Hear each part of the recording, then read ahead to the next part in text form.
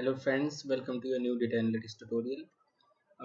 So today again we'll continue with our NumPy tutorial. Although some of you may be feeling like it's quite a kind of little bit of boring thing that we are not moving on to some other package or module or library, but actually this is one of the very important part of that uh, data manipulation when you are dealing with data analytics, because in data analytics most of the things would be like in the form of rows and columns, and then those rows and columns can be represented in the form of vectors. So and for that vector, but let's see, Python do not support direct data structures for vectorized calculations, like, okay, but in R programming we have predefined data structure called as vector, with which we do not have to modify those in a certain way so that we can do the vectorized calculations. It is pre structured in such a way that in R programming the vectorized calculation can be done right from the beginning. But in Python, the basic data structure is list, uh, tuples, and dictionaries. These kind of things are there, the basic data structure for Python. But Python is also very good in data analytics, machine learning, and all these stuff. But to have the basic structure, which is a vector in Python, we have to convert the basic thing, that is list or tuple or dictionary, into vectorized object, and that object is NumPy array. Okay, so that's why we are working on NumPy array that much, so that we can understand different methodology, different functions which we can perform on NumPy array, which are required in our data science. Okay, so moving on to our today's tutorial, let's import NumPy as usual. Import NumPy as np, run. It's done, it's running. And now let me magnify it first. Yeah. Okay, so wait. Yeah, so we have imported our NumPy, and its alias is np. So today's tutorial is about creating the random number, because in data analytics we have to deal a lot with statistics part, and in statistics part you have to deal with a lot of random data generation, because there's a term called as sampling. So in sampling you have to fetch random sample out of the whole population which is available with you, or you can say out of the whole lot. So in time you actually have to create a lot of random numbers. So random number can be generated using NumPy, and NumPy supports random numbers. And random number, uh, you can say, random number would be actually a type of NumPy array. Okay, so random number generation in NumPy. So to generate random number, uh, let me call it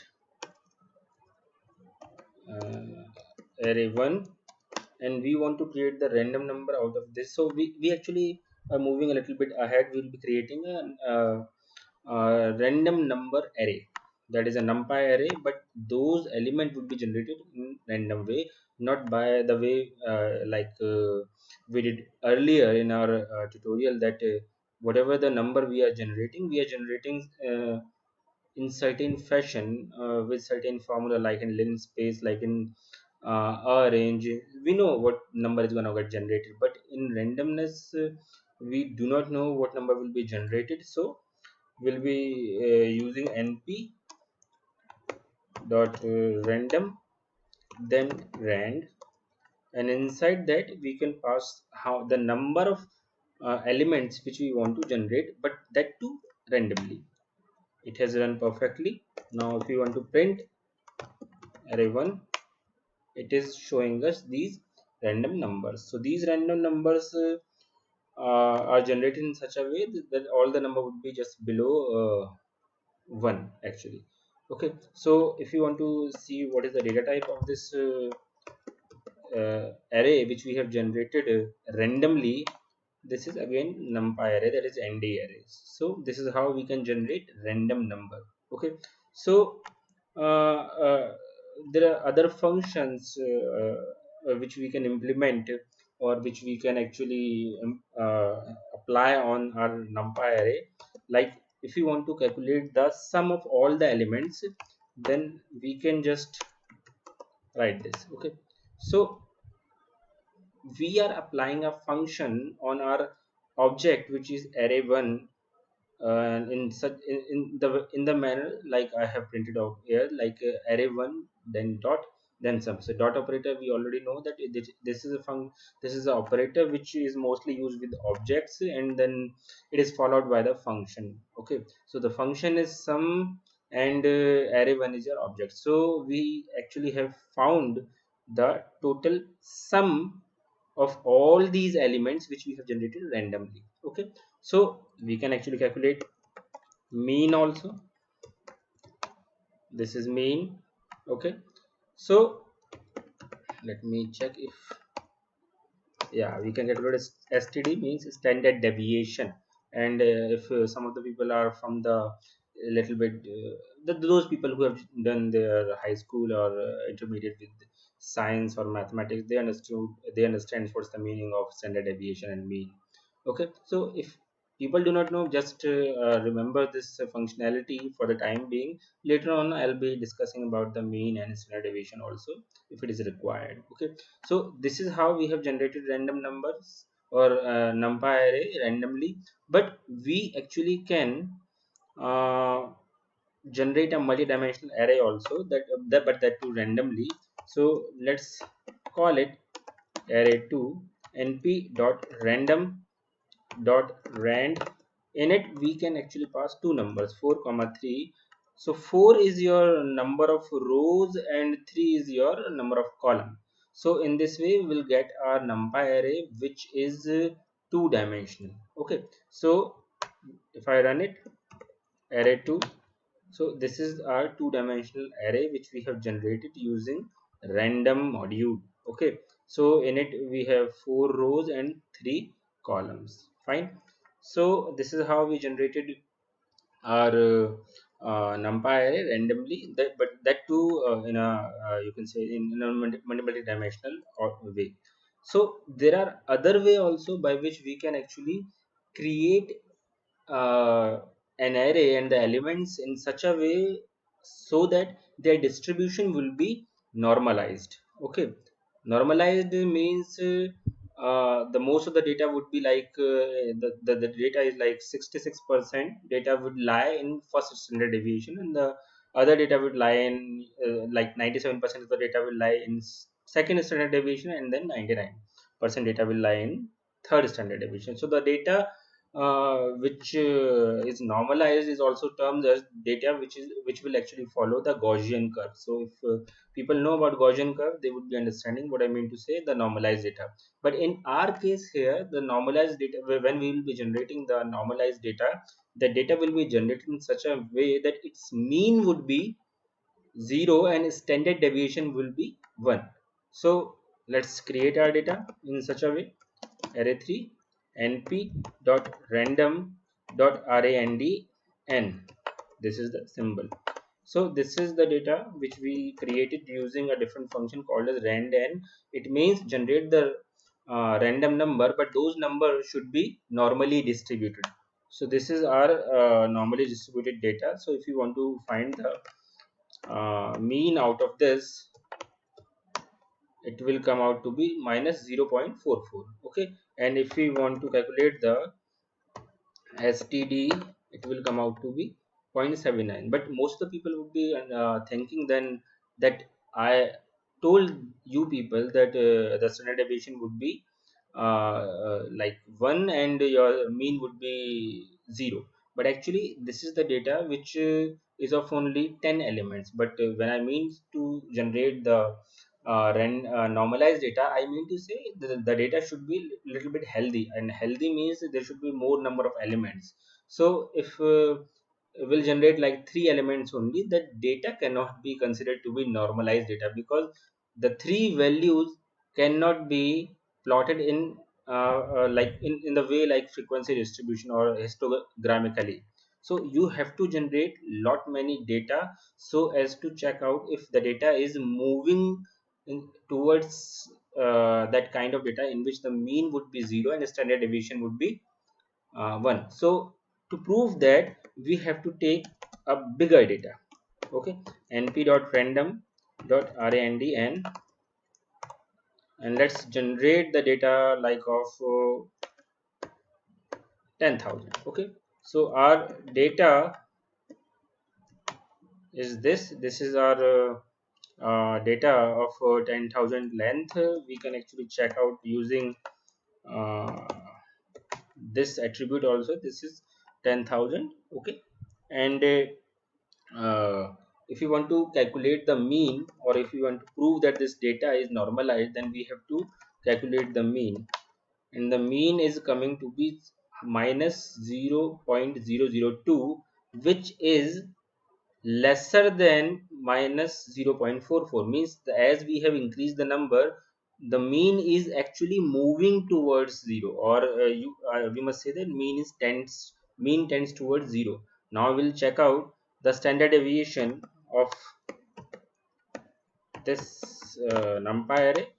Now this is actually 1, it is coming out to be 1. So what I told you, that the data, the normal distributed data with our rand n function will give us the data in such a way that its mean would be 0 and standard deviation would be 1. So let's again do this with a higher number, so that we can actually confirm that this thing is actually happening.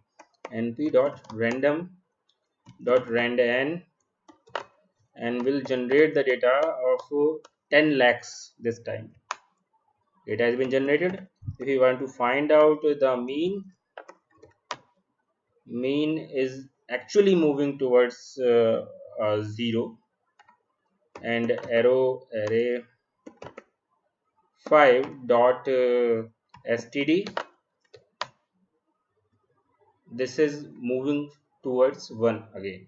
Okay, so let me just reconfirm it with the histogram, though the plotting part will be taken care later on, but for the understanding of you people, let me just do the histogram part.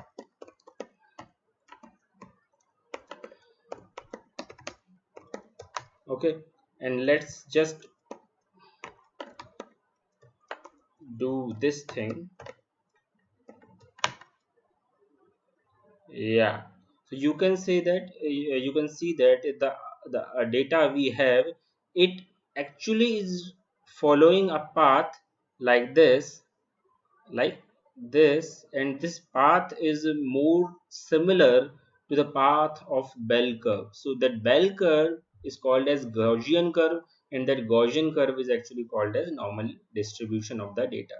So the more the data we have, the more it will incline towards the normal distribution. Okay, so this is how we generated random data in our NumPy, and this random data creation is very much important in our data science, and because there are a lot of different things like machine learning algorithms. In machine learning algorithms, you have to draw the random data so that our calculation won't be biased. So drawing that random data can be done with the help of this random module. Okay, so this was that's it for today's tutorial, and I think you people have worked on the NumPy quite a much, I'm expecting, because whatever the topic I am covering, it's not covering each and everything, because alone NumPy would be taking like 1 month or 2 months to actually become expert in that. But my job is just to provide you the glimpse of what is NumPy and how we will be working with NumPy for data analytics and other work in using Python. Okay, the other programming language like R and Julia, they have different kind of modules and different kind of functionality for doing the same thing. So it's up to us only what we want to and do, and with which language we are comfortable with. Apart from that, all these things are just languages.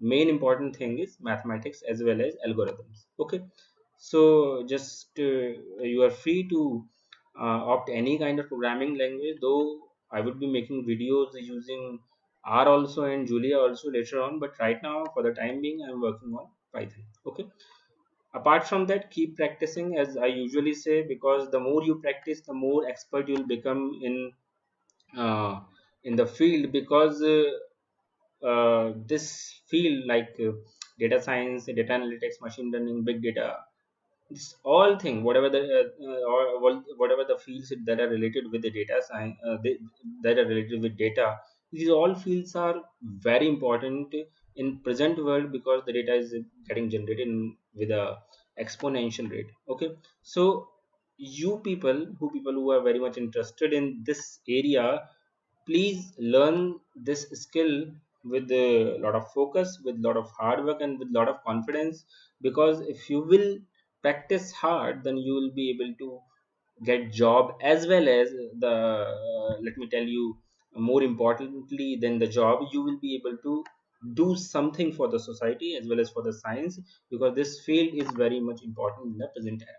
Okay, so for that thing, again I'm reminding you that please work hard, keep practicing. And other thing which I usually tell you people, that this the present time, the present era is considered to be one of the best era in the domain of education, in the domain of research and development. I believe that more great era or more great time has to come, but to make that coming time to be great, we have to work in today, we have to work now. So I personally believe that's also written in our Indian constitution also, and there are in other countries also where it's written that education is a skill which should be with each and everyone. Means people should have these the education, like we have water, we have oxygen. These things are very much important in our day-to-day life, and no human can survive without water, food, shelter, and oxygen. In the same way, in present time, and reaching on to such a high level as a civilization, we humans, education is also very important. So education is the fundamental right in our country, and I want that this right would be exercised as much as possible. It's not about as much as possible, it's actually a right. So each and every person must get education in our country, and it is our duty also as the good citizen of this country that we will provide, or we will share our knowledge with other people who are actually willing. Okay, so our aim is to provide the education to even the person who is standing at the end point of the line, or I must say end point in the hierarchy in the society, by anyhow, by status or by money or by anything. So education is very important in our country. We must do our best to provide education to each and every person, so that collectively, as a citizen of our country, as a citizen of our uh, I must say this global village, will take our civilization in the better future. Okay, so keep practicing, share your knowledge with other peoples, and keep teaching them, and keep teaching yourself. And please subscribe my channel, and like my videos if you like it. Do comment any suggestion or anything, whatever you feel about my channel. Okay, so keep practicing. Till then, bye bye, and work hard.